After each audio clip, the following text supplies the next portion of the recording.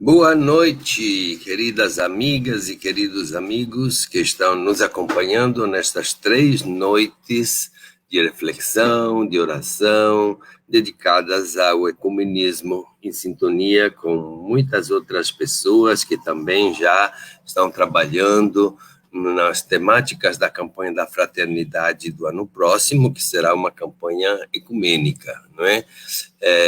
Esta noite nós teremos com a gente Hildo Bongas. E lembrando aquilo que ontem à noite a pastora Odja nos ajudou a refletir a partir dos versículos, né, do texto dos discípulos de Emaús, e a importância de nos colocarmos a caminho, a importância de abrirmos e superar todas as incongruências e os preconceitos e os paradigmas que nos bloqueiam e nos deixam viver, não é, no individualismo fechado e nas incapacidades de se encontrar verdadeiramente com o outro, de escutar o outro e de poder assim abrir ao diálogo, adquirindo a segurança de quem sabe quem é, da própria identidade. E muitas vezes a gente, se não tiver esta clareza, instala dentro de si o medo do diferente, e por isso a gente corre o risco de se fechar, de cair, não é, no dogmatismo, fazendo que os outros sejam os errados e nós, somente nós, as pessoas que têm a verdade absoluta, né, na nossa cabeça. Então, vamos iniciar essa terceira e última noite do nosso seminário, e como sempre nós vamos iniciar com um momento místico de recolhimento, de oração, de concentração, para poder assim colocar o coração, a mente, o nosso corpo também na melhor situação para poder acompanhar depois a fala e a reflexão durante a nossa noite de ecumenismo. Então, vamos buscar relaxar, buscar estar presente aqui nesse terceiro dia de formação em ecumenismo, sentir o lugar onde estamos e que possamos acolher a palavra de Deus de hoje com esse mantra, Onde Reina o Amor, cantado por irmã Claudiana.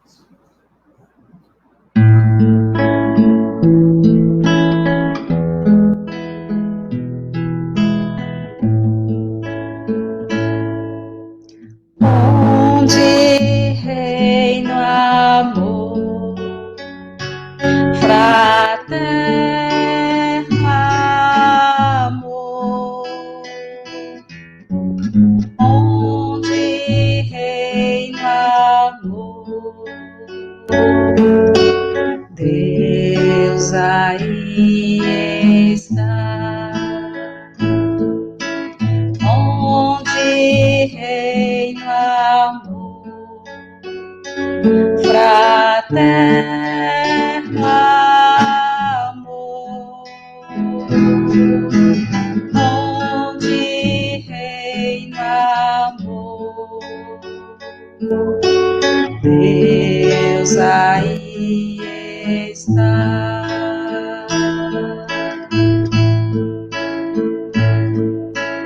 Onde reina o amor, fraterno amor, onde reina amor, Deus aí está.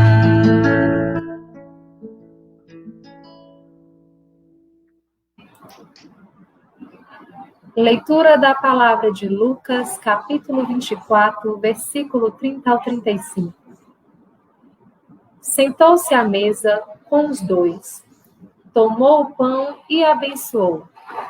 Depois partiu e deu a eles. Nisso, os olhos dos discípulos se abriram e eles reconheceram Jesus. Jesus, porém, desapareceu da frente deles. Então, um disse ao outro: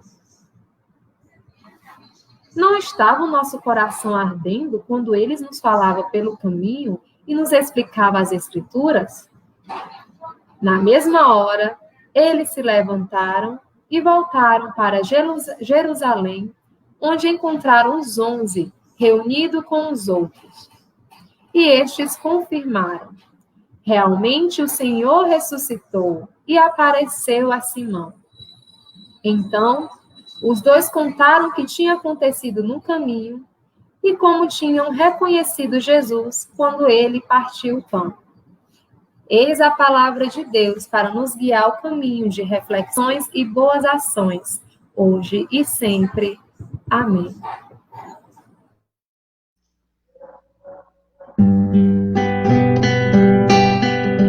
És o sol do terceiro dia, que traz aos olhos brilho, és pão repartido. És o sol do terceiro dia, que traz aos olhos brilho, és pão repartido.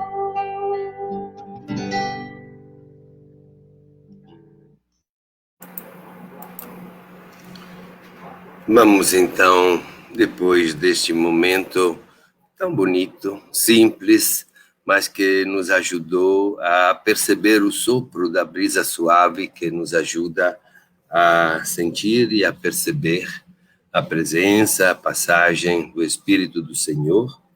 Vamos então agora dar continuidade ao nosso seminário sobre o tema do ecumenismo.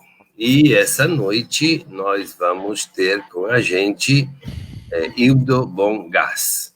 É um querido amigo que desde muitos anos, muitos e muitos anos, eu não sei quantos anos são, Hildo, né, que você participa e está dentro de toda a organização e a atividade também de assessoria, de acompanhamento do CEBI, né, o Centro de Estudos Bíblicos.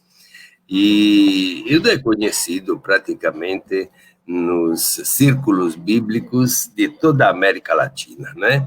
E está conosco, então é um prazer, viu, Hildo, ter você aqui nessa noite, e muita gente aqui de Fortaleza também te conhece, no Ceará, por causa da sua passagem, né, no curso de verão na Terra do Sol, né? E então o tema dessa noite é a consequência lógica da temática da metodologia que nós escolhemos pelas 3 noites: o ver, o julgar e o agir. O ver foi a tentativa de levantar a situação, né, de como se vive o ecumenismo nas nossas igrejas, nas relações com as pessoas de igrejas não cristãs ou de outras experiências religiosas, e de como, enfim, essa palavra ecumenismo tem um sentido muito mais amplo do que rezar ou não rezar em forma diferente, orar, etc., né? E a segunda noite, com a pastora Ódia Barros, a gente viu como é importante para poder viver o ecumenismo, enfrentar e vencer alguns desafios. O primeiro grande desafio foi de se pôr a caminho. Jesus se colocou ao lado dos 2 discípulos de Emaús, este casal que estava saindo de Jerusalém e indo para Emaús, e se pôs a caminho junto com eles, né? Então, a questão de se pôr a caminho é o encontro, a aproximação, é o diálogo, é tentar de conhecer o outro e a situação em que o outro está vivendo, né? E depois a questão da superação dos nossos paradigmas fechados, dos nossos preconceitos, seja de um ponto de vista religioso, mas também racial, social, cultural, né, que nos fazem ser pessoas que se fecham no próprio individualismo, na própria incapacidade de escutar e, portanto, também de se pôr em discussão e de dialogar, não é? Então, essa noite, Hildo vai nos ajudar um pouco. É claro que ele não vai dar receita pronta, né? Ninguém acha que ele é o sabidão, né, que vai dizer tintim por tintim o que nós devemos fazer. Mas a partir da experiência do Hildo e a partir daquilo que nós podemos pensar e fortalecer também através do chat, pode dar perguntas e sugestões, né? Então, nós vamos analisar um pouquinho as ações que somos inspirados e inspiradas a praticar diante da realidade que nós conhecemos e da iluminação bíblica que nós recebemos ontem. E Hildo, então, poderá nos ajudar a ver quais passos, quais ações, quais ideias, né, podemos também propor, avançar, etc. E essa noite eu acredito que vai ser uma noite muito também de diálogo, né, de perguntas, etc., para poder os nossos e as nossas, né, ouvintes não ser somente ouvintes, mas participantes, né, com ideias, propostas, sugestões também, para poder se confrontar verdadeiramente e fazer dessas 3 noites não somente um momento de estudo, mas também e, sobretudo, uma fonte, não é, de ideias, de ações, de perspectivas que podem nos ajudar a viver melhor o nosso ecumenismo, o nosso diálogo fraterno. Então, muito obrigado, Hildo, por estar aqui no meio da gente, e a palavra é com você, viu? E depois a gente vê o que é que os nossos amigos e amigas vão dizer também com as suas próprias intervenções no chat. Palavra, Hildo. Pois, obrigado, Sartorel.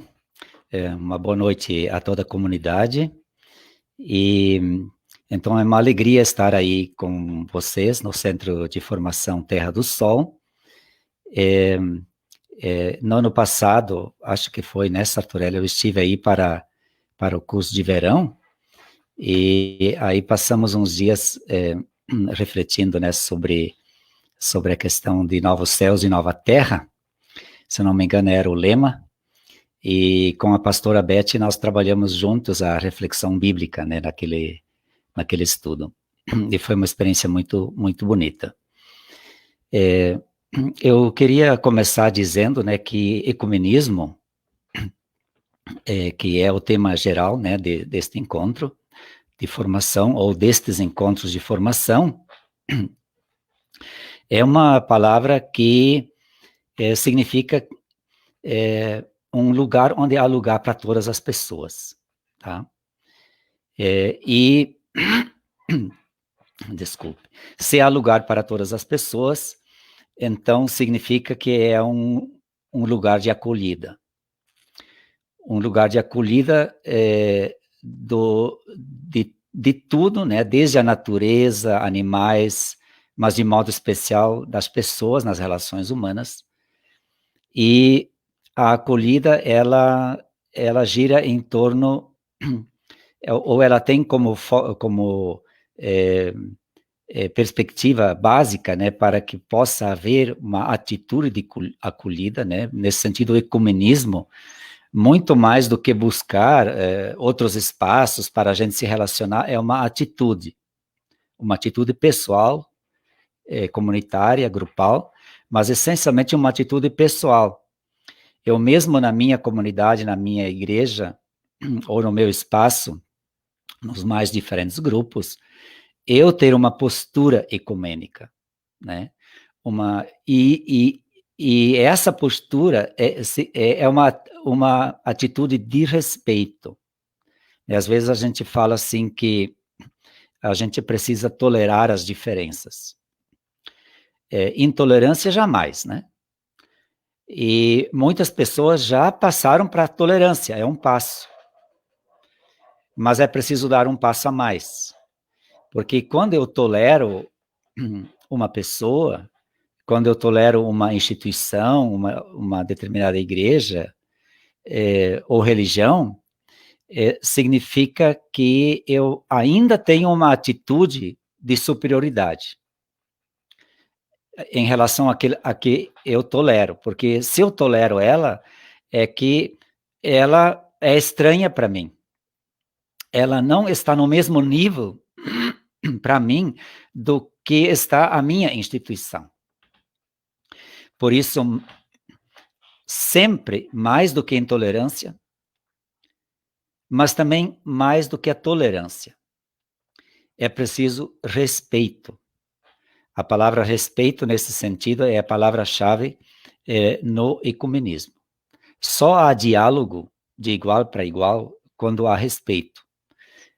Um respeito em que eu considero a orientação da outra pessoa, a orientação religiosa, estamos falando do espaço eclesial, que tem tanto direito quanto a minha instituição, o meu jeito de viver a minha fé. Então, essa atitude de respeito, eu queria começar pontuando isso. Um segundo ponto, Sartorelli e demais, que eu acho fundamental e que apareceu aqui na leitura que foi proclamada.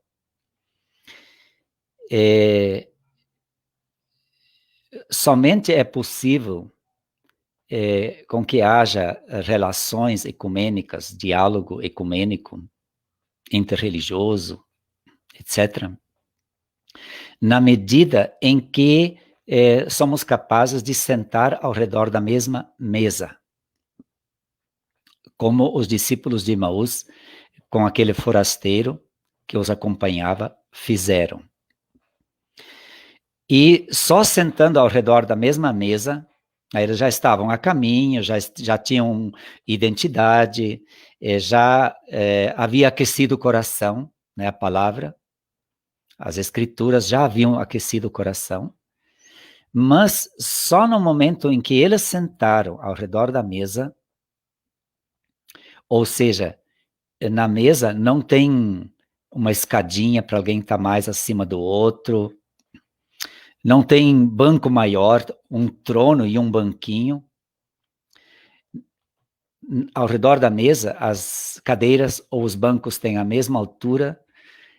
Todas as pessoas sentadas uma de frente à outra, se olhando e no mesmo nível. Ninguém acima e ninguém abaixo. Mas todas as pessoas acolhidas, incluídas, integradas, respeitadas nas suas individualidades. Então, sim, é possível um diálogo de comunhão e que se expressou ali através da partilha do pão, que foi ao mesmo tempo uma celebração da Santa Ceia, porque Jesus aí pronunciou as mesmas palavras de bênção do pão, quando ele partilhava o pão, quando celebrou a Santa Ceia, e na partilha do pão, ou seja, numa experiência de igualdade e de comunhão, porque o pão, ele faz com que a gente entre em comunhão com quem compartilhamos o pão.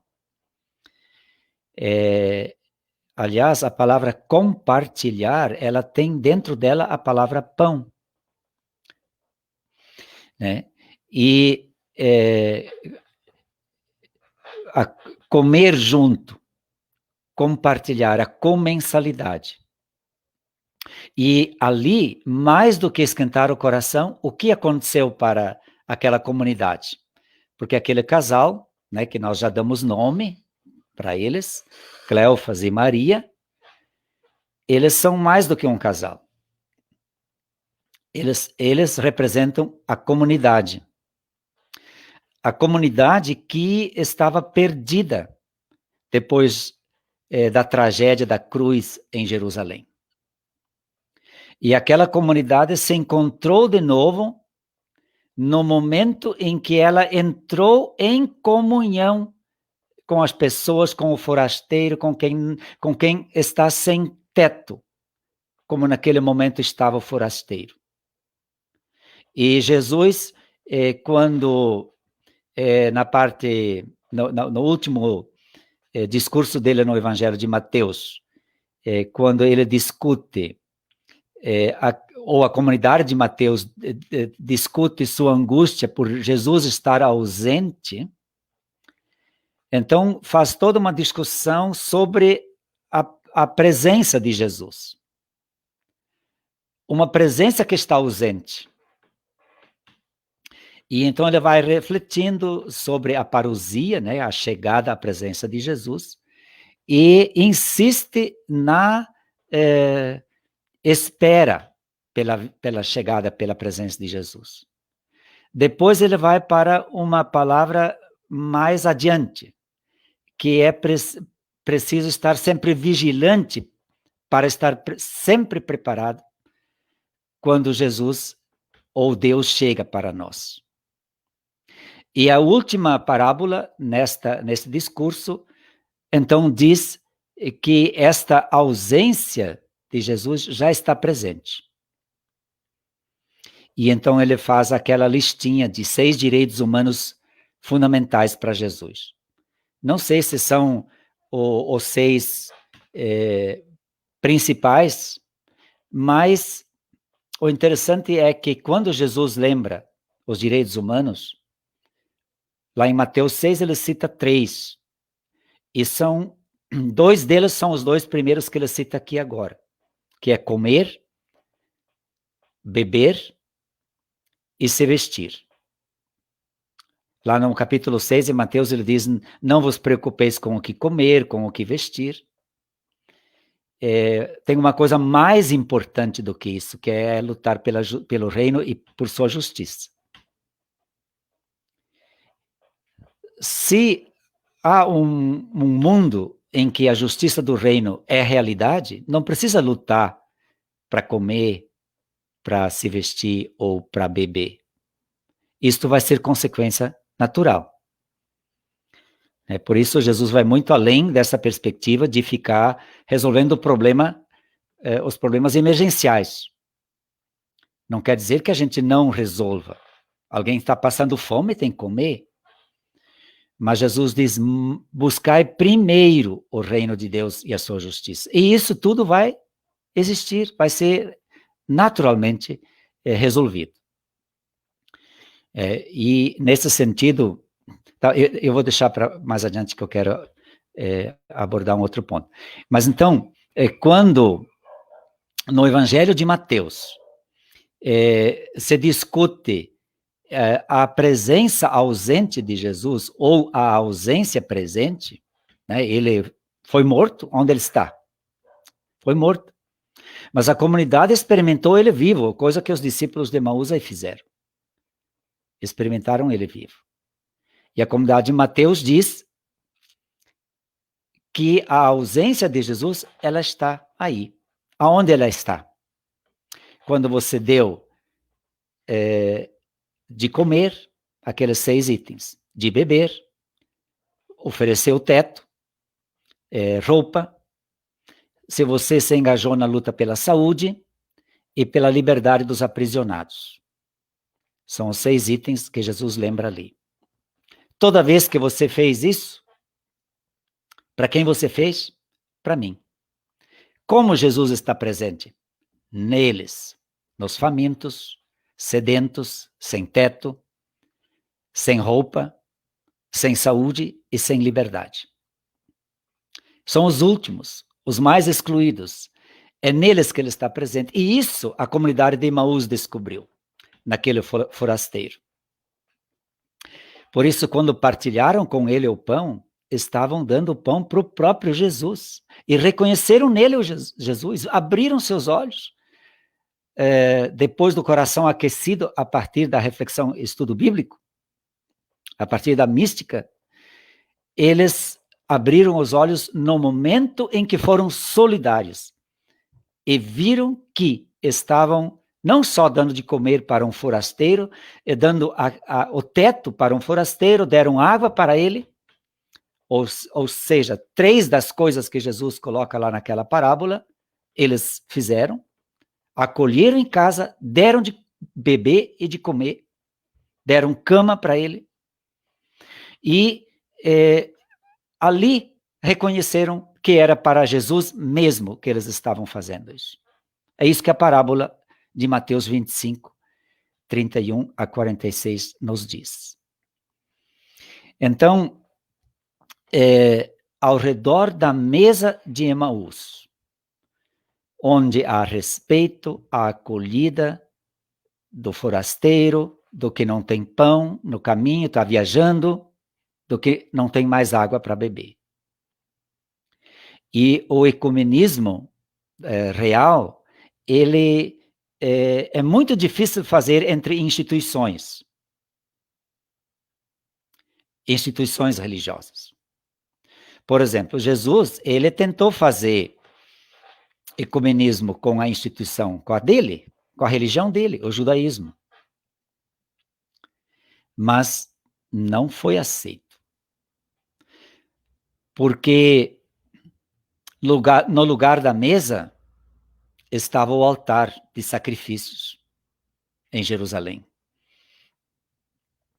No templo, não havia relações igualitárias de respeito. O templo era uma instituição de exclusão, onde os mais puros, os sacerdotes, ficavam bem próximos do templo. Depois vinham os homens judeus. Um pouco mais longe, o pátio das mulheres judias, com as crianças. E mais longe do templo, o pátio para todos, o pátio dos gentios. Aquele pátio em que Jesus entrou de chicote e derrubou as mesas dos cambistas, dos vendedores de pombas. Narrativa que nós conhecemos da prática de Jesus. O templo era um sistema de exclusão. Por quê? Porque não tinha mesa. Tinha altar de sacrifício onde só os puros e machos chegavam. E de uma única religião. Não permitiam o acesso aos estrangeiros, às mulheres, nem as mulheres judias não podiam chegar perto. Excluíam os doentes, os cegos, os coxos. Né? Por isso, quando Jesus expulsa os vendilhões do templo, é interessante, e isto só está no Evangelho de Mateus, Jesus, ele levou para dentro do pátio do templo cegos e coxos. E curou eles ali. E eles foram colocados por Jesus no lugar dos que ele havia escorraçado. Os cambistas e os vendedores de pombas. Então, eles não podiam entrar ali. A lei judaica proibia. E Jesus levou eles para lá, curou eles e colocou eles no lugar dos que antes eram hostais lá. Então, na comunidade de Emaús, não tem altar, não tem templo, não tem sacrifício. Por isso Jesus entrou em conflito com a instituição. Porque o templo, ele hierarquiza. Ele define quem é puro, quem não é puro. Quem pode chegar perto e quem não pode. Ele cria divisões. Daí porque Jesus teve tantos problemas com a sua religião. No lugar do templo, Jesus colocou a casa. Não é por acaso que quando ele morreu, os evangelhos descrevem essa cena de uma forma muito bonita, Mateus até enfeita ela mais, rebentou-se de alto a baixo o véu do templo que, simbolicamente, escondia Deus do povo, lá atrás daquele véu, no Santo dos Santos, no templo. O povo não tinha acesso a Deus, nem ele ao povo. Esse é um problema, porque hoje muitas instituições nós fazemos o mesmo. Nós aprisionamos Deus, controlamos ele, e deixamos chegar perto só quem cabe nos nossos dogmas, nos nossos conceitos, ou preconceitos.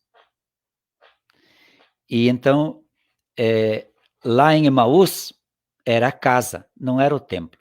A casa inclui, acolhe. Na família tem lugar todos. Doentes, deficientes, as diferentes orientações sexuais, etc, etc. Na casa tem lugar. E ali tem mesa, não tem altar. Ali não tem sacrifícios a oferecer sobre um altar de animais puros. Não. Ali tem pão, tem vinho, que é repartido para todos e todas. Então, esta cena de Emaús aí é fantástica nesse sentido, porque ela nos mostra que a narrativa bíblica, né, que melhor expressa a experiência com o ressuscitado é essa narrativa de Emaús. Jesus está ressuscitado nos outros. E esta é a perspectiva daquela parábola do julgamento em Mateus. Se você não me deu de comer, de beber, de vestir, casa, etc., você foi a mim que não deu. Tá? Então, essa perspectiva, a comunidade de Emaús deixa clara, né, com letras garrafais. E aí, a questão do ecumenismo. O ecumenismo só é possível quando a gente, de fato, vive a irmandade. Irmãs e irmãos. Quando eu reconheço que o outro, ele tem o mesmo direito que eu de ter as suas imagens do sagrado, por exemplo. Imagens de Deus. Por isso, essa narrativa de Emaús, ela abre portas e janelas para tudo que é lado, para a gente refletir sobre todas as dimensões das nossas relações, não só sobre a questão do ecumenismo. Né? Eu considero assim que Jesus, quando ele entrou em conflito com a sua religião, foi porque ela se institucionalizou. E esse é um problema para nós hoje, né? Na medida em que nossas igrejas ou religiões, né, para além do cristianismo, estamos mais preocupados com a estrutura, com os dogmas, com os cargos, com as hierarquias, do que com a plenitude com que Jesus veio apresentar a lei. E mais uma vez a comunidade de Mateus, nesse sentido, é fantástica. Né? É meio difícil dizer, esse evangelho é melhor que o outro, é mais interessante, menos, é mais ecumênico ou não. Na medida que a gente estuda cada um é um poço sem fundos. E o evangelho de Mateus, talvez, é um dos que mais discute essa questão do ecumenismo. Né? Porque Jesus, ele é colocado numa comunidade formada por judeus, sabe? Muito fechados, muito apegados ainda às suas tradições, ao templo, porque as comunidades de Mateus nasceram na Judeia, ao redor de Jerusalém. Depois saíram quando deu a guerra de resistência, né, do povo judeu que se rebelou contra o imperialismo romano, em 66, quando estourou a guerra, eles fugiram da Judeia. Né? O próprio Evangelho diz, olha, quem estiver na cidade, saia, fujam. Ai da mulher que estiver grávida, porque tem que fugir, tem que correr, etc. Né? Isso, na verdade, mostra a fuga das comunidades de Mateus, da Judeia, porque eles não se envolveram na guerra. As comunidades cristãs aprenderam de Jesus que nenhuma violência resolve outra violência. Daí porque a paz, aliás, o lema da campanha da fraternidade do ano que vem, que vai ser a campanha ecumênica, Cristo é a nossa paz. É tirado da carta aos Efésios, capítulo 2, verso 14. Cristo é a nossa paz. Do que era dividido, fez-se uma unidade. Né? Esse é o lema da campanha da fraternidade do ano que vem. Então, unidade e paz, harmonia. Não é por acaso também que Jesus colocou uma bem-aventurança sobre a paz, aqueles que promovem a paz. Né? E a comunidade de Mateus aprendeu isso, nada de violência. Não é a violência que resolve outra violência. Daí porque chegar ao ponto de, quando alguém te bater, oferece o outro lado. É radicalmente pacifista. Tudo bem, pode ser simbólico, que você não pode enfrentar o teu interlocutor com as mesmas armas com que ele te ataca, mas não praticar violência contra quem te agride. Então, nessa prática de Jesus na comunidade nas comunidades de Jerusalém ou da Judeia, onde nasceu o Evangelho de Mateus, que foi escrito depois que eles fugiram de lá, né? Ali mostra o conflito de Jesus muito forte com a instituição. Em todos os evangelhos, mas em Mateus isso aparece bastante bem elaborado. Né? Até pela forma como que organizam o evangelho. Né? Não é mais a Torá, a lei, o Pentateuco da Bíblia hebraica, mas agora é o Pentateuco alternativo, que é o Evangelho de Mateus. Se a Torá é lida ao pé da letra, Jesus diz negativo. Eu vim levar a lei e os profetas, né? Com isso Jesus quer dizer toda a escritura hebraica. Eu vim levar ela à plenitude. Com isso ele não quer dizer que ele veio cumprir item por item daquela lei. Ele vem colocar critérios como levar essa lei à plenitude. E os critérios estão em todo o capítulo 5 ali, bem explicitados. E em outros textos. Vou lembrar um. Em Mateus 12, vai dizer assim que Jesus vai curar, num dia de sábado, um rapaz que está com a mão aleijada. E Jesus não poderia curar ele, porque era sábado e no sábado só as mulheres podiam trabalhar. Pelo menos não estava proibido, né, no mandamento, as mulheres estão excluídas. No fundo, tem também a exploração da mulher atrás disso, né? Elas têm que trabalhar a semana toda, 7 dias por semana, enquanto os homens e os jumentos escravos, os bois, eles podem descansar pelo menos um dia. As mulheres estão excluídas disso. Mas Jesus era homem. Ele não podia ter curado aquele moço. Isso é trabalho no conceito deles. E aí Jesus pergunta, o que é permitido fazer no sábado? Cuidar da vida ou acabar de matá-la? Fazer o bem ou fazer o mal? E aqui Jesus dá o critério de como interpretar a lei. A lei proibia curar a pessoa no sábado.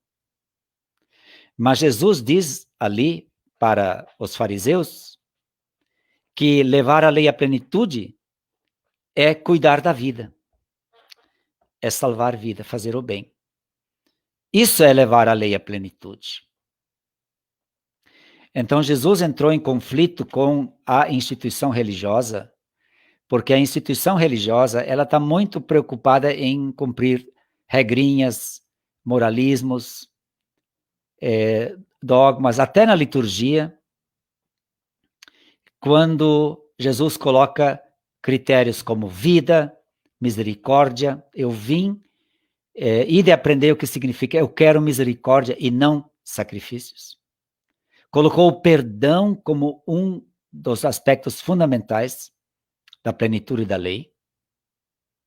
A acolhida, a superação de preconceito, o respeito, em todas as áreas da vida, seja estrangeiro, seja com pessoas de outras etnias, negros, indígenas, seja a questão de gênero, seja a questão de classe, inclusive. E esse critério, para nós fazermos ecumenismo hoje, só é possível na medida em que a gente deixa para trás nossas instituições para preocupar-nos com o que é mais importante na vida, que é o cuidado, o respeito, a acolhida, a misericórdia, o perdão, a solidariedade, a compaixão. Né? Aquela parábola do bom samaritano, né, que está só em Lucas, capítulo 10, mostra como o sacerdote e o levita, né, atualizando assim, por exemplo, para a instituição católica, seria o padre e o diácono. Os dois estão indo para a missa. E não querem nem chegar atrasados e não querem também, na tradição judaica isso era muito forte, tinha que estar ritualmente puro. Muito mais forte que para um padre e para um diácono hoje, né? Ele pode até se sujar de sangue ali, o menino estava assaltado, estava ferido, etc. Isso não seria um problema para o padre hoje, mas na época isso era um problema. Porque um sacerdote e um levita, se tornam impuros tocando um cara que está sangrando, machucado, eles têm que fazer todo um ritual de purificação para poder prestar o serviço no culto. Porque estão ritualmente impuros. Então, eles preocupados com essa questão institucional, iriam deixar o menino ali abandonado. Ferido daquele jeito, quem sabe até morrer ele iria. Dependendo da gravidade dos ferimentos. E então passa um samaritano, o texto diz samaritano, não diz que ele era da hierarquia, supõe que era um samaritano qualquer, comum, e ele não estava nem aí com a questão ritual, dogmática, das regras, do direito canônico, etc. E o texto diz, ele se compadeceu. Assim como Jesus se compadecia quando via o povo passando fome. E o samaritano se compadeceu, ou seja, ele se colocou no lugar do menino, isso é compadecer-se. Sentiu a paixão dele. E foi solidário. Totalmente livre. Por isso, o ecumenismo, Sartorel e demais, ele é muito difícil fazer enquanto instituições organizadas com regras e dogmas. Muito difícil. Pode-se promover celebrações ecumênicas, e isso ainda é possível com pastores, pastoras e padres, ou leigos e leigas, que têm uma visão mais aberta. Os mais conservadores, nem aí não participam no ecumenismo. Porque eles têm uma postura de superioridade em relação aos outros. E isso que eu chamo de respeito. O ecumenismo só é possível quando eu reconheço que o outro tem o mesmo direito que eu de ter a sua experiência religiosa, do jeito dele como eu tenho a minha. Por isso, o ecumenismo, acima de tudo, é uma atitude. Né? Então, um texto, por exemplo, que é muito criticado em João, anti-ecumênico, se a gente lê ao pé da letra e não contextualiza, vejam, o perigo, né, de fazer uma leitura fundamentalista da Bíblia. O que é a leitura fundamentalista da Bíblia? É eu escolher na Bíblia e tirar do seu contexto textos que reforçam a minha posição. Então, a leitura fundamentalista da Bíblia, ela é sempre seletiva. Ela escolhe os textos que concordam comigo e os tira do seu contexto para legitimar minha posição, quando, na verdade, a ida para a Bíblia é para nós nos mudarmos dentro dela, e não a Bíblia ser mudada de acordo com minha posição. E o texto que eu queria lembrar de João, no capítulo 14, ninguém vai ao Pai senão por mim. Então, como as tradições afro, né, as tradições de matriz indígena, ou do Islã, budista, shintoísta, hindu, etc., com tantas, as tradições do candomblé, etc., elas não têm acesso à salvação se Jesus é o único caminho. Então, vejam, é preciso entender que quando a comunidade joanina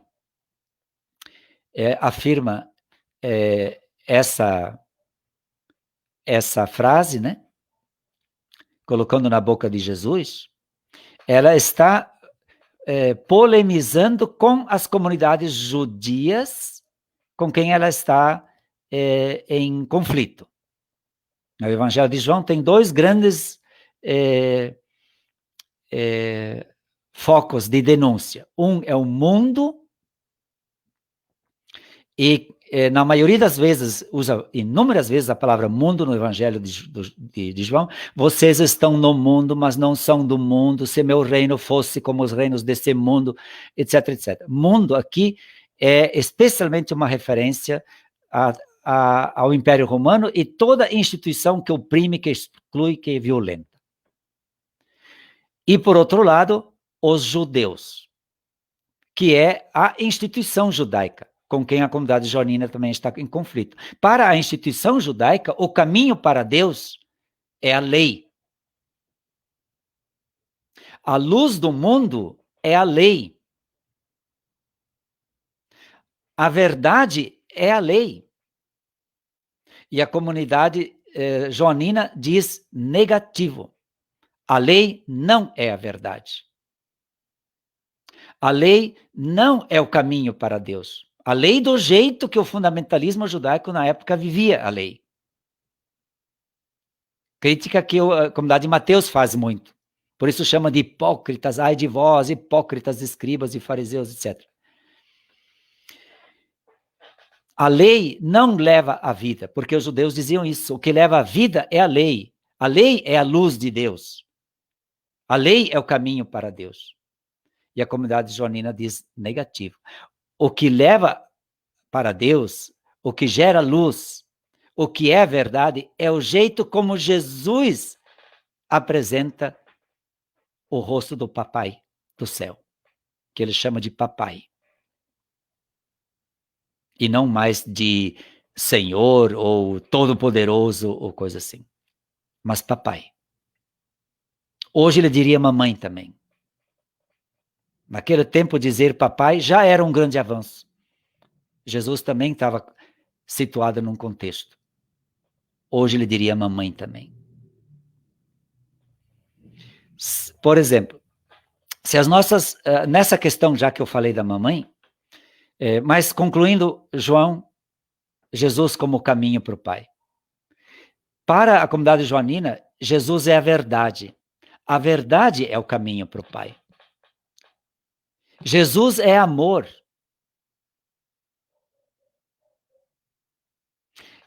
O amor é o caminho para o Pai. E o amor vai muito além de qualquer pessoa, de qualquer instituição, de qualquer lei. Então, nem o Evangelho de João pode ser usado para não reconhecer nas religiões não cristãs um caminho para se caminhar no caminho do sagrado.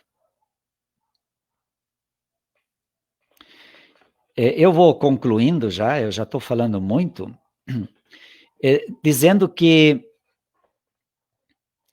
o ecumenismo verdadeiro, ele acontece com pessoas de diferentes igrejas cristãs e de diferentes religiões que têm uma compreensão mais ou menos comum do sagrado, ou da experiência de Deus no sagrado. Eu vou citar o caso brasileiro nos últimos anos, em que o fundamentalismo religioso tomou conta do país, as igrejas empresa e os mercadores da fé estão hoje ocupando os mais variados espaços do nosso governo, e ali percebemos que esses setores, e não são só os neopentecostais, são os setores conservadores, capitalistas também das igrejas históricas, inclusive do mundo católico romano, e eu sou de tradição católico romana.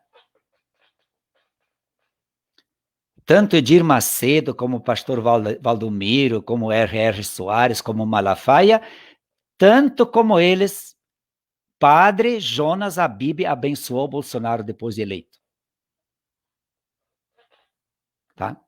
Então, o ecumenismo, ele se faz, na verdade, entre pessoas que têm também uma opção de classe. É difícil você fazer ecumenismo com quem apoia o capitalismo e esse neoliberalismo. É assim? Que é uma fábrica de pobres, de exclusão, criando um ódio de classe, um ódio contra a diversidade sexual, a misoginia. O feminicídio cresceu exponencialmente depois do golpe de 2016. Então, como você vai fazer ecumenismo com Jonas Habib, com Malafaia? O verdadeiro ecumenismo, ele acontece quem está do lado dos meus irmãos mais pequeninos, para usar a linguagem de Jesus em Mateus 25, 40 e 45. Os que têm fome, sede, os pelados, os sem teto, os sem saúde e sem liberdade. Quem tem esse lado é capaz de fazer o ecumenismo e de respeitar, porque ele coloca a vida acima de tudo. Por isso, o ecumenismo institucional, Sartorel e comunidade, é muito complexo. Podemos fazer encenações por aí, o que até pode ser interessante para darmos passos mais longos. Mas são altamente insuficientes. Porque as instituições eclesiais hoje estamos muito longe do Evangelho, sempre chamados a nos aproximarmos. Porque desde que desde que o cristianismo, hoje tão multifacetado, deixou de ser fiel à opção radical pelos últimos da sociedade, o que chamamos de teologia da libertação. Jesus foi o maior teólogo da libertação. Ele não disse, o Espírito do Senhor repousa sobre mim, lembrando Isaías 61, em Lucas 4:18. Ele não disse, o Espírito do Senhor repousa sobre mim e me envia para oprimir, para ser xenófobo, misógino, homofóbico, LGBTfóbico, etc. Racista, supremacista branco, odioso contra pobre, etc. Mas este cristianismo, depois que se afastou do projeto do Evangelho, de ser a casa dos últimos, a casa de Emaús, que acolhe, reparte, é solidária, celebra o ressuscitado, o cristianismo deu os braços ao Império Romano, no início do século IV. Isso já faz 1.600 anos. Depois que o cristianismo se aliou ao maior império do mundo, conhecido até hoje, durou quase 500 anos, o Império Romano.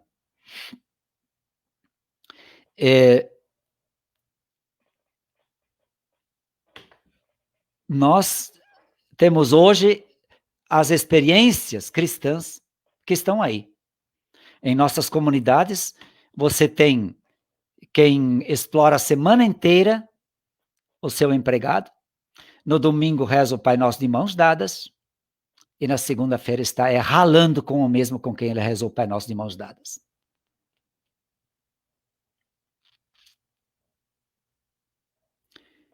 O cristianismo é muito mais do que isso.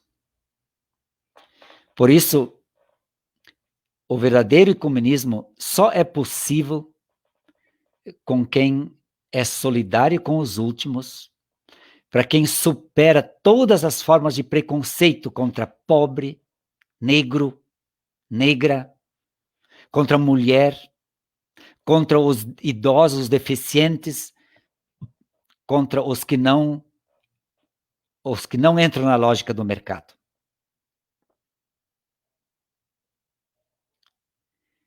Por isso, esse é o primeiro passo. Imagino que toda a comunidade aqui participante já está nesse processo e queremos sempre mais.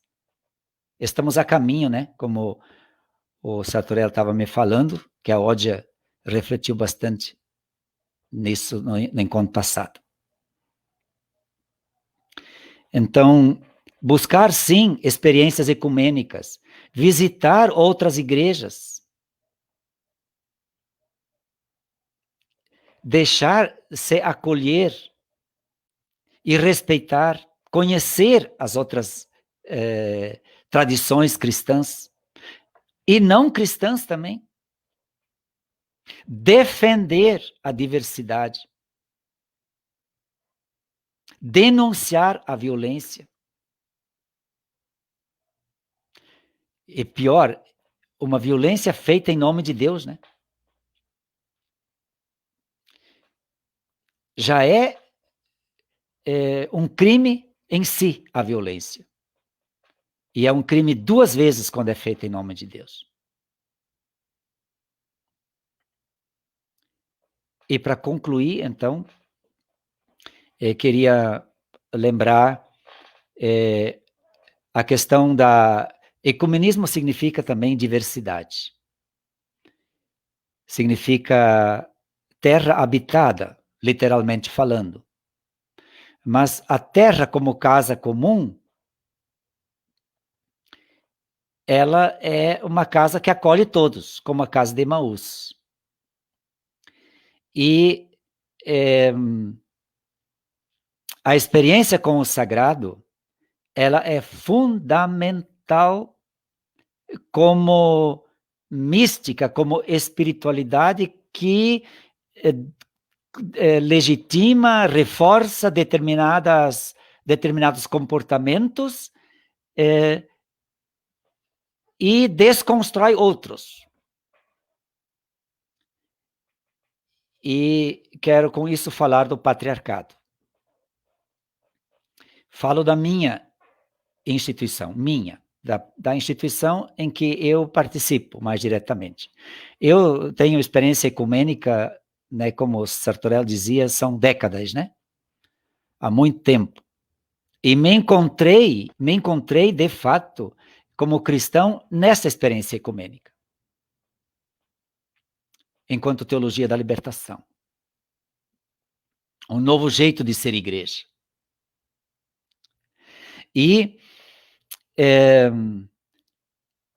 nessa instituição em que me criei, não se admite ainda a igualdade de gênero nos serviços na igreja. O serviço sacerdotal, por exemplo, episcopal ou papal.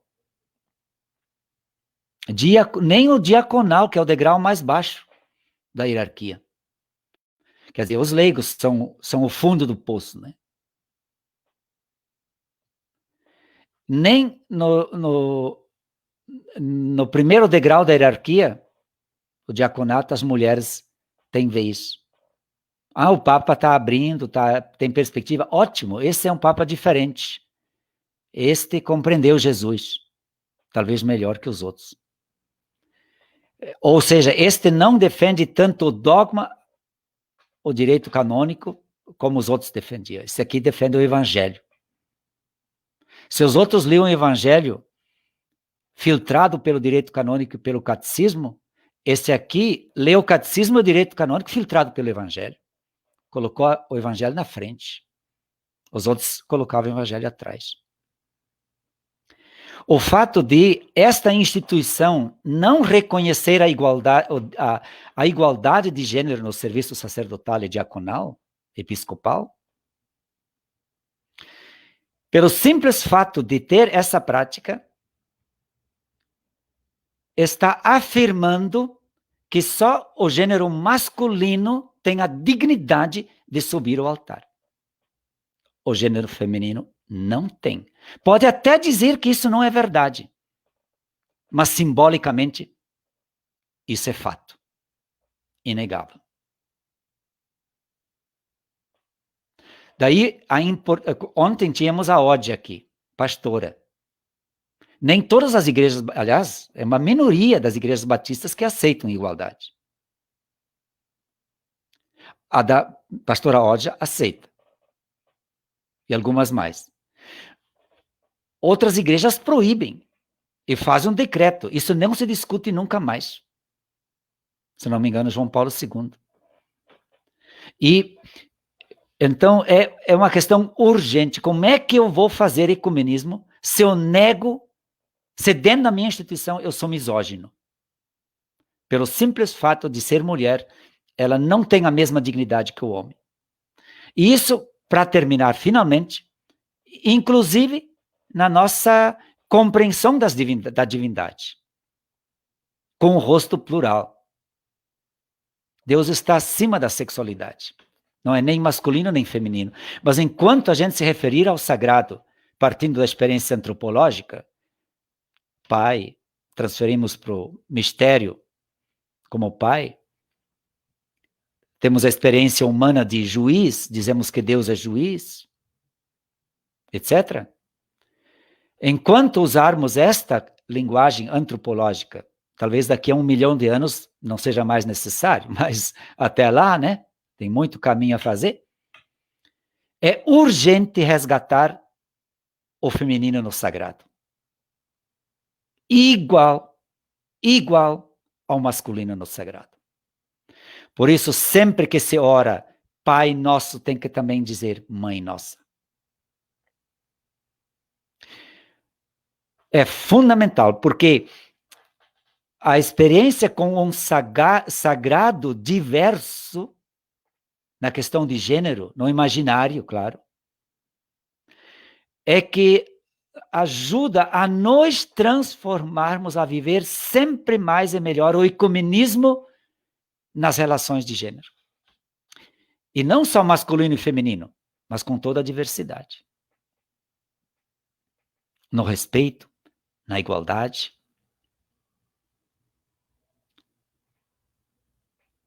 Etc. Então, são muitos aspectos que eu não mencionei, mas eu pensei puxar esta reflexão aqui para dizer que ecumenismo é uma postura de respeito ao diferente. Assim como eu tenho o direito de ser eu, todas as demais pessoas têm o mesmo direito de serem elas. Ah, tem que melhorar, tem que... Sim, também eu. Quem não é pecador e pecador? Ou tem algum santo aí do outro lado? Todos temos a amadurecer, a melhorar. Aliás, a melhor religião, né, diz Dalai Lama, é aquela que faz com que você hoje é melhor do que ontem e amanhã será melhor do que hoje. Esta é a melhor religião. Desculpe, Sartorello, falei acho que um pouco mais do que devia, né? Mas é isso. Não falou mais do que devia de falar. É impressionante como quando a conversa vai, flui e é interessante, né? A gente ficaria sempre escutando e com desejo de intervir, de partilhar os seus assim, questionamentos, as suas coisas que você colocou hoje à noite, são muito interessantes, atuais, e que nos coloca diante de desafios não indiferentes, seja dentro das nossas igrejas e seja...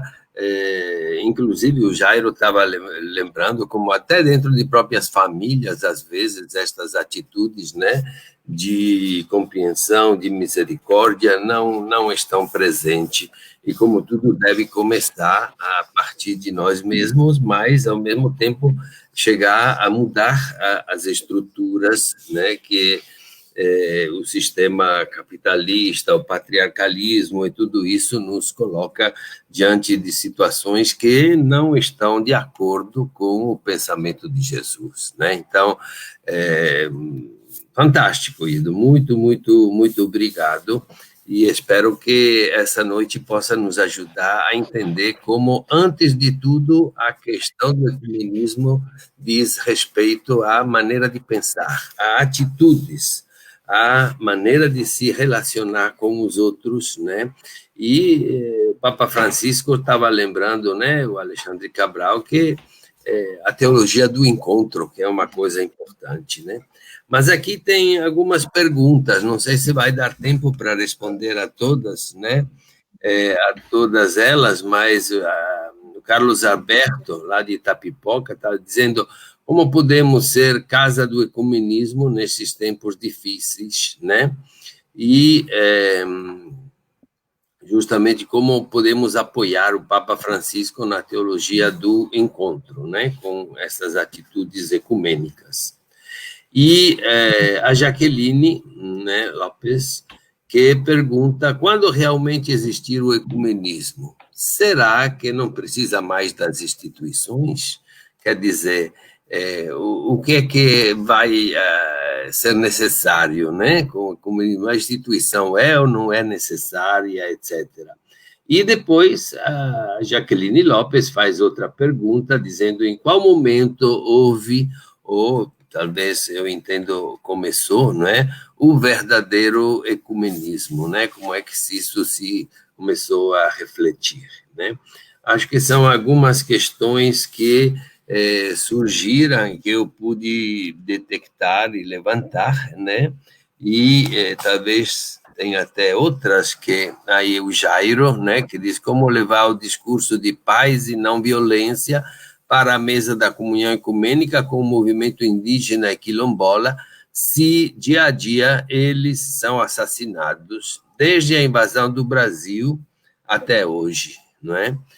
Isso acho que é uma pergunta, uma questão muito séria, mas nós temos a oportunidade também de hoje nos meter com a luta deles e apoiar essa luta, né? E Mardes, o pastor Mardes, que estava presente na primeira noite, né? O pastor Mardes Silva diz, foi ótima a reflexão e os insights. Obrigado, Hildo. Né? Então, não sei se eu, falando muito depressa, consegui colocar algumas coisas para algumas respostas ou considerações finais, porque temos ainda 10, 12 minutos de tempo para poder depois fazer a nossa prática de encerramento, né? Mas você tem ainda 10, 12 minutos para conversar. Eu não anotei aqui, mas se eu lembro, a primeira questão foi o Papa Francisco, né? Eu acho que é muito importante que no mundo católico, que tem uma compreensão libertadora, né, do cristianismo, como Jesus propôs, ou seja, as diferentes correntes da teologia da libertação, das SEBs, é fundamental enviar e-mails. Eu não sei se o Sartorel o Vaticano tem um e-mail em que você pode mandar mensagens, etc., etc., de apoio ao Papa. Tem. Você poderia depois, talvez, socializar com o povo aí, né? É muito importante isso, porque dentro da própria... O Papa não só é perseguido pelos neoliberais, né? Porque ele, no mundo hoje, é a maior liderança no mundo que questiona o capitalismo neoliberal. Ele é um inimigo das grandes elites econômicas financeiras. O maior inimigo deles, como liderança global, é ele. Por isso, eles estão atacando ele tanto. O Stephen Bannon, que foi o ideólogo aí que elegeu Trump nos Estados Unidos, elegeu Bolsonaro aqui no Brasil, fez a Inglaterra aprovar o Brexit lá, etc., etc., enganando o povo, né? Ele, inclusive, tinha se mudado para a Itália para preparar lá jovens católicos de direita para fazer uma frente ao Papa Francisco. Acabou sendo expulso de lá ainda, graças a Deus, né? Sim, expulsaram porque ele não pagou o aluguel ou não fez aquilo que disse que ia fazer dentro de um castelo que tinha alugado, né? Com finalidades culturais, mas ele não fez, né? Então, isso é um negócio muito grave. E os setores né? conservadores dentro da Igreja Católica, capitalistas, a elite econômica católica está fazendo um trabalho forte para evitar que o próximo Papa seja da mesma linha teológica de Jesus, como é o Papa Francisco, tá? Inclusive hoje, deveria ser hoje, até domingo, né? Iniciou aquele encontro agora online, né? Da economia de Francisco, né? Que são reflexões para pensar e organizar uma economia alternativa diante da economia neoliberal, ou não sei se hoje se chama ainda neoliberal, né? Ou que seja extrativista, progressista na destruição da terra e da vida, né? Então, em todas as frentes, né, na questão ecológica, né, ele tem trabalhado muito na questão de gênero também, né? Se fosse por ele já estaria ordenando mulheres para o sacerdócio. Mas numa estrutura de 2000 anos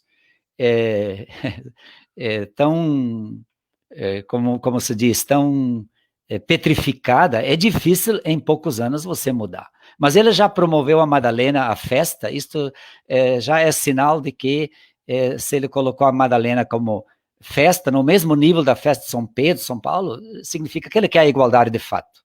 É porque deu o nome de apóstola dos apóstolos, né? Portanto, é apóstola. Então, esse apoio, não só do mundo católico, mas de todos os cristãos e não cristãos também, que estamos preocupados e interessados na defesa do planeta, com todas as formas de vida que ele contém.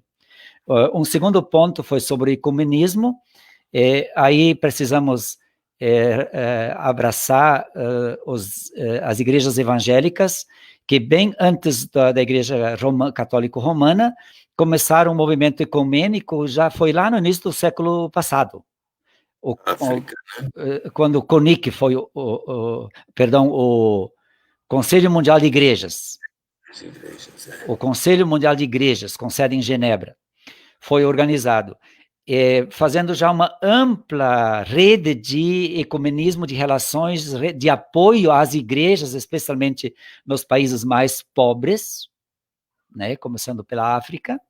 Paulo Freire, por exemplo, quando foi exilado do Brasil na época da ditadura civil-militar do golpe de 64, teve que fugir do Brasil, ele trabalhou vários anos no CONIC, o CONIC é do Conselho Brasileiro de Igrejas Cristãs, do Conselho Mundial de Igrejas, no setor de educação em Genebra, Suíça, e trabalhou em assessoria em vários países do mundo, a serviço do Conselho Mundial de Igrejas.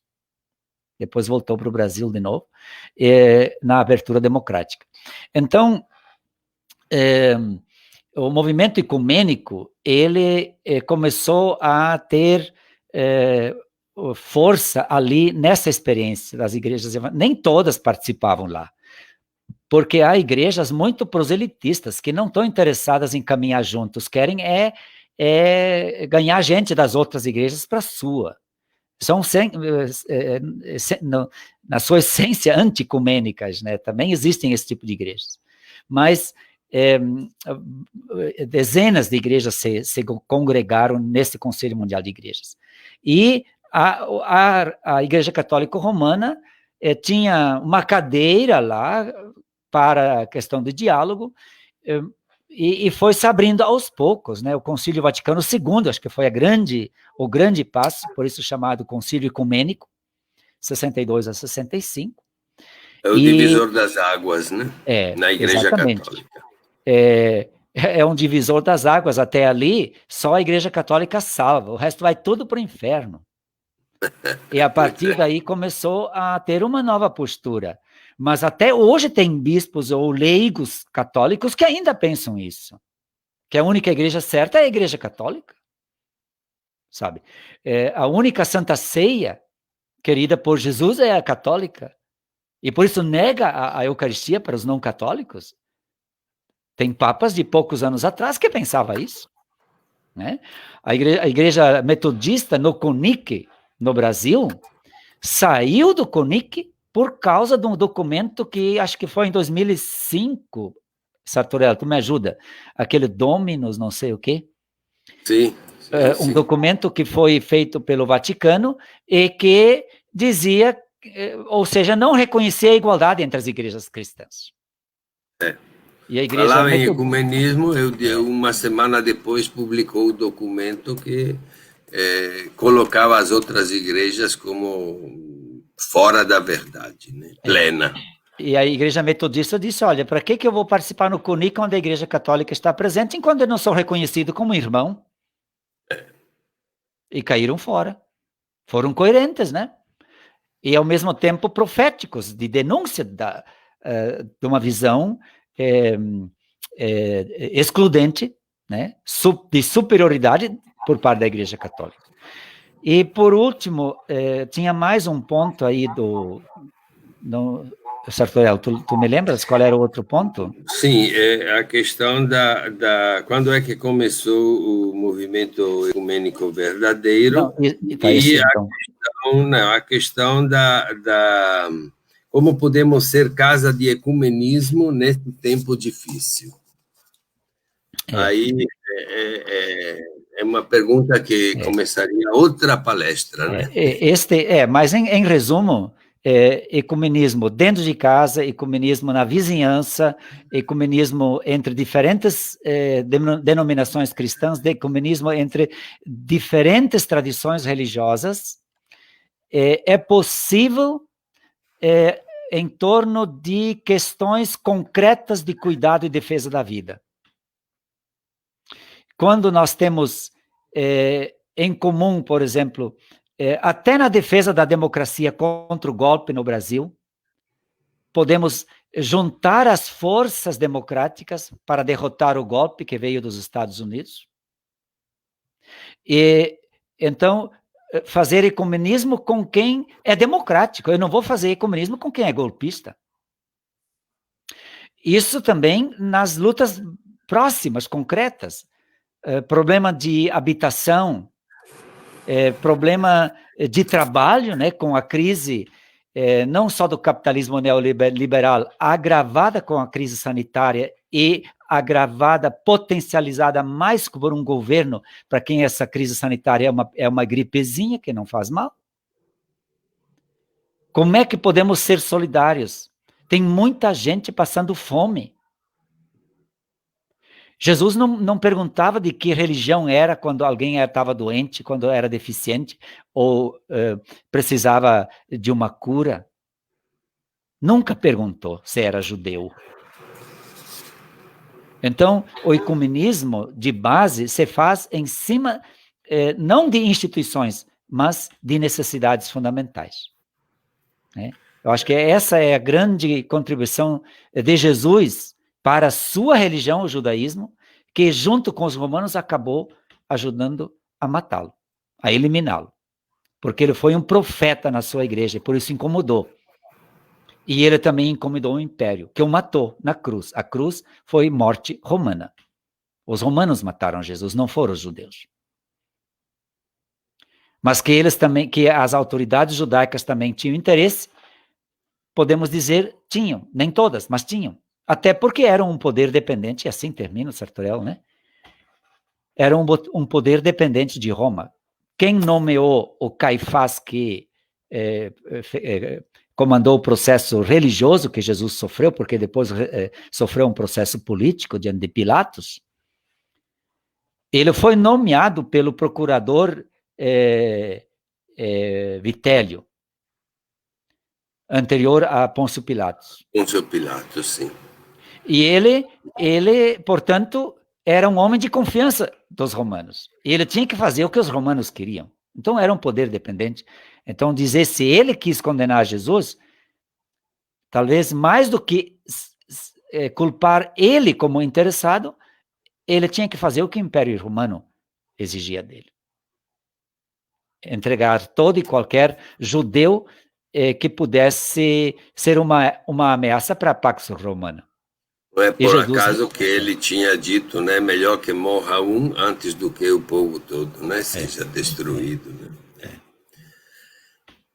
Muito bem, Ido. Olha, eu acho que essas considerações, essas linhas assim que você traçou, ficam dentro, no profundo da alma e do coração de todas aquelas pessoas, amigas e amigos que participaram nesta noite, né? Tem gente de Maranguape, tem gente de Itapipoca, tem gente de Sobral, tem gente da Bahia, tem gente, enfim, de várias pastorais sociais, né? Da Caritas, etc.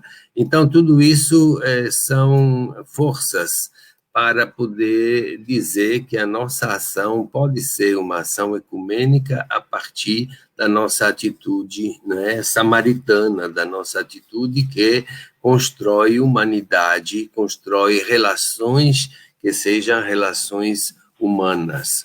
E essa noite, como as noites anteriores, eu queria comunicar a todo mundo que participou, ficam gravadas, então, nos dias seguintes, se alguém quer escutar ou repassar para alguns amigos, escutar, etc., entrando nos sites do Centro de Formação Terra do Sol, não é? Poderá depois receber, ou entrar no Facebook ou no YouTube, terá a possibilidade de escutar, de participar de uma forma também ativa, né, a todas estas nossas reflexões. E espero que essas 3 noites possam ter servido, e foi um prazer muito grande, Hildo, poder escutar você, conversar com você, ter você presente no meio da gente, porque, olha, são como chamas que podem iluminar na neblina, né, desse tempo em que é difícil descobrir os caminhos, né? Mas nós temos sempre a preocupação, temos sempre que ter a preocupação, antes de tudo, da vida, da construção de um mundo irmão, e poder, assim, traduzir na prática pessoal, comunitária, e também, por que não, lutar pelas nossas instituições para que possa ter, né, cada vez mais essa construção do ecumenismo, no sentido de ter a casa de todos, para todos e todas, e para tudo também. Tudo está interligado, não é? E então eu não posso fazer o elenco de todos aqueles que estavam presentes, que apareceram um nome. Tem gente do CEBI daqui, da Pastoral do Migrante, a Maidalina, a Tati, etc. E, enfim, vejo que a Ana Clara ou o João Augusto estão repassando alguns nomes, né, de comentários no quadro. E, Hildo, muito, muito obrigado, e saiba que você aqui tem casa, será sempre bem-vindo, e nós estamos ainda esperando o dia que você, quando puder, venha, não é? Para não só dar palestra, mas passar um dia com a gente também, não é?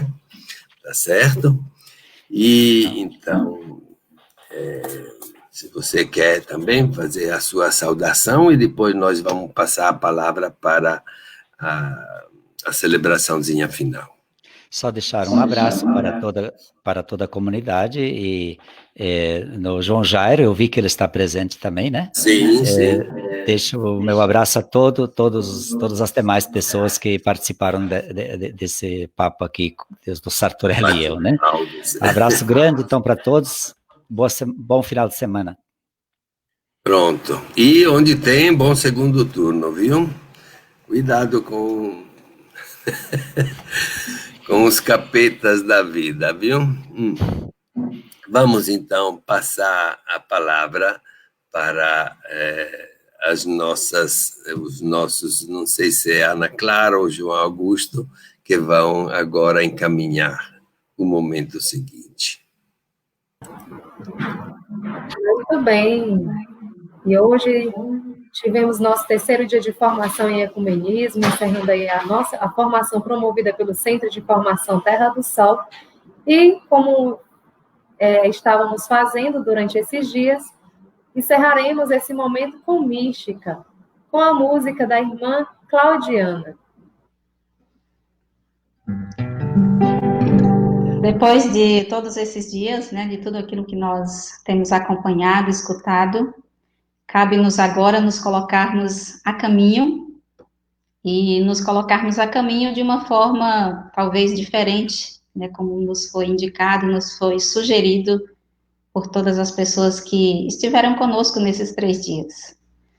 Então, o convite desta música é uma música simples, mas de uma preciosidade muito grande, que é o convite para nos colocarmos à disposição de estarmos na companhia das outras pessoas e, ao mesmo tempo, contar com a companhia dessas outras pessoas.